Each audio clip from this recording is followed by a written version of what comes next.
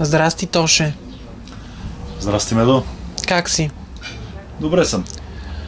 Хващам те в България, дни след като твоята голяма любов, Софи Маринова, изрече немалко обвинения в национален ефир, в предаването преди обед по BTV, че сте разделени, че тя е изгубила бебето, че ти си я пребивал, че работиш като сводник. Моля те, кажи ми, какво те накара да се върнеш толкова бързо в България? Тези нейни обвинения или по план пристигна? Ами, първо мога да започна за нейните обвинения. Това за мен са нормални работи, аз съм ги чувал много пъти от нея. И нали, за мен са съвсем нормални, обаче за хората, които са нали, я чували за първи път в ефир, не е нормално да се чува това нещо от нейната страна, разбираш, ама като в смисъл много хора са очудени, че чуват такива неща от певица. Тя просто си има някои страни, нали, които хората не я знаят. Сега аз, нали, като се караме вкъщи, нали, всяко семейство, всяка връзка си има, нали, всеки се кара, хората. Кризи, проблеми. Да, кризи, проблеми, абсолютно. И тя си ма реди вкъщи, чете си, казва си ми ги вкъщи, ма ти си такъв, ма ти си изрод, ти си такъв. Така аз не се очудих като чух тия работи аз в телевизията, аз даже се смях. Кое ме върна аз просто си ходих в Германия, аз си ходя много често там, защото родителите ми са там и майка ми на 28 април имаше рожден ден.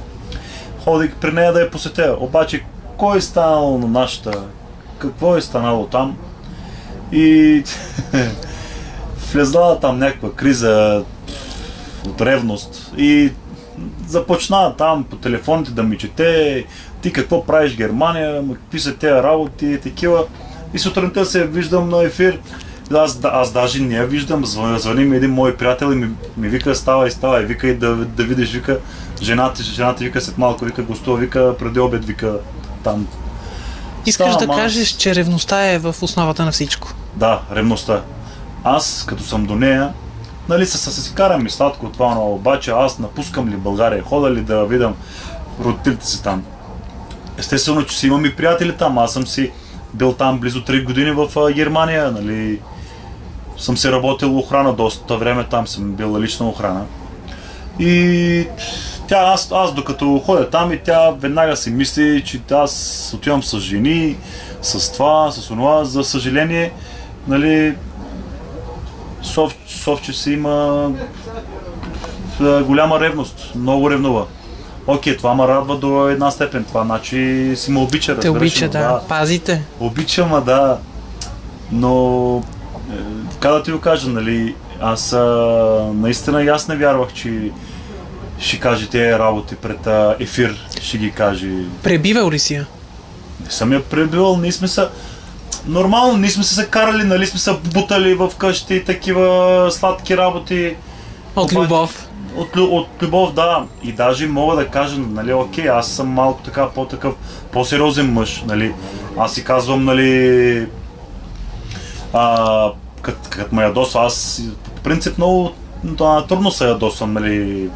Обаче като ме ядосва аз, нали, викам, плащам си я малко, си я дърпам така.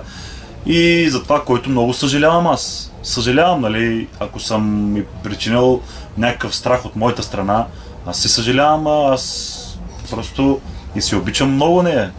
И се обичам и едното от най-важните неща, които ме върна в България при нея, обичта ми, разбира.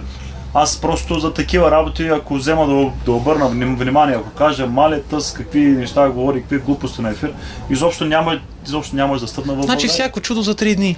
За мен да, всяко чудо си е за 3 дни и най-важното нещо, има ли обич, според мен има и прошка. И аз, нали, дойдох повечето, в смисъл, да седнем с нея, да го говорим пак, нали, смисъл да седнем, да се разберем откъде изниква тая злоба ли да кажа, Или пък тия нерви ли да кажат, нали, да си ги обясним, да си ги изгладим. Говорихте ли вече? Ами, не сме говорили още. Целувка имаше ли? Не сме... Не ми видяхме се, само нали, здравей, здрасти. Целувка все още нямаше, защото имаше нали, други хора помежду, нали, покрай нас. Да. Обаче аз, нали, един вид, тя още е ядосана, нали. Един вид чакам някаква прошка от нея. Разбираш ли, ако съм направил нещо грешно, нали, ако съм направил от моята страна, ако е видял нещо лошо, тя е, нали, не че е голяма на възраст. В смисъл, тя е много голяма певица в България. Да. За мен си е номер едно. И искам да покажа още един път, че е голяма и да ми прощава за това, което си мисли, че съм направил, нали, на нея. Или пък, да знам. Много е неприятно, но няма как да не те попитам историята с бебето. Ами, историята с бебето, аз това го чух от нейната уста в ефир, където бях.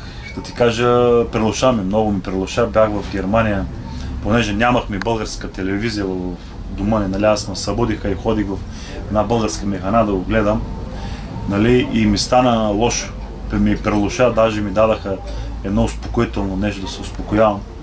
Доста лошо ми стана, че изгубила бебето и затова, нали, това си е отделен въпрос, искам да говоря с нея, даже ще ходим при лекарката това. И, нали, тя, доколкото е казала, на стресова основа е било това нещо. Не знам какъв стрес се води, обаче явно си имала някакъв стрес, явно, да знам, моите движения се дразнили и мисля, че сме големи съвременни хора и трябва да седнем да ги изгладим тези работи, разбираш ма.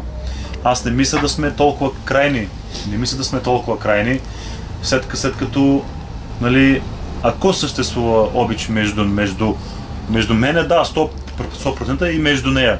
Трябва да седнем и да се ги изгладим по някакъв начин. Сега на къде?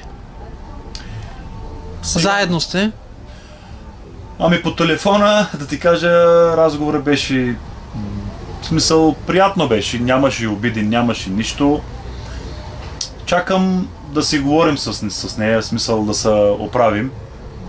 Ако ми прости, нали, ако каже, нали, окей, гринго, нали, всичко е, нали, което е станало, нали, вид, нали, ако съм си аз виновния, аз искам, нали, прошката от нея и ще се извиня. Ако тя се е виновната, тя ще ми се извини. Просто по някакъв начин ще си намерим пътя, разбираш ме. И ако го намерим пътя, ако се ги изгладим, аз искам да съм с нея. Обичаш я? Обичам я и искам да съм с нея. Да. Кажи и нещо накрая. Тук. Ами, Совче, любов моя, обичам те много. И за първи път в живота ми се случва такова нещо, което не знам какво е това, магия ли какво е. Да се влюбвам в жена и просто за миг да не си взема мислите от нея и просто да си постоянно в мене. Искам да съм с тебе завинаги. Обичам те много.